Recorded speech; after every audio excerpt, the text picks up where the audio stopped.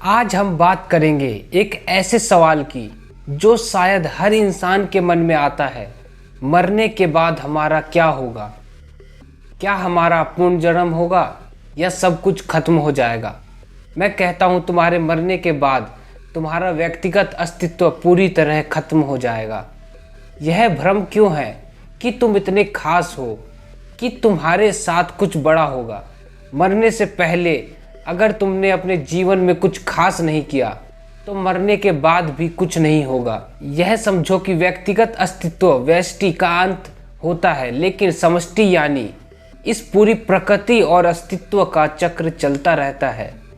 पुनर्जन्म झूठ नहीं है, लेकिन यह व्यक्ति के स्तर पर नहीं होता।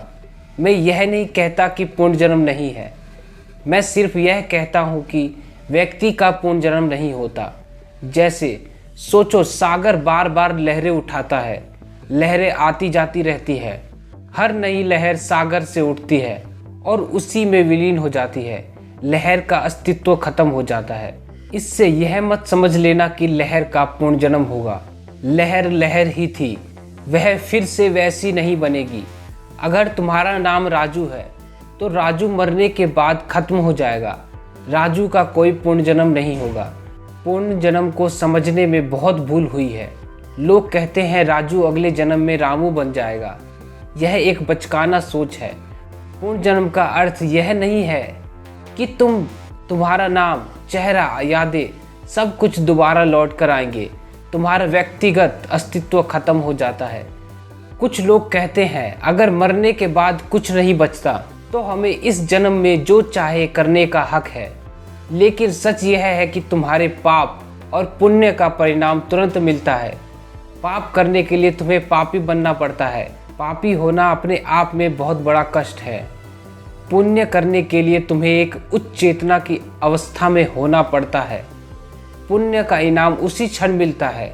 पुण्य की अवस्था में जीना ये सबसे बड़ा पुरस्कार है। सनातन धर्म का सबसे बड़ा संदेश है जीवन मुक्ति। मुक्ति केवल मरने के बाद नहीं मिलती। मुक्ति का अर्थ है जीते जी अपने बंधनों से मुक्त हो जाना। मरने के बाद कौन मुक्त होगा?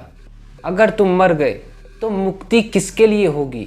इसलिए जीवन का असली लक्ष्य है जीते जी मुक्त होना। वर्तमान पर ध्यान दो। तुम्हारे कष्ट और समस्याएं अभी हैं। इस जीवन में आगे पीछे की बातों में मत उलझो।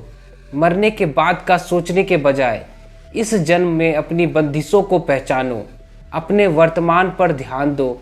अगर तुम इस जीवन में अपने बंधनों से मुक्त हो सकते हो तो यही तुम्हारी असली मुक्ति है। याद रखो, जीवन का असली लक्ष्य मृत्यु के बारे में सोचना नहीं, बल्कि वर्तमान में पूर्णता से जीना है।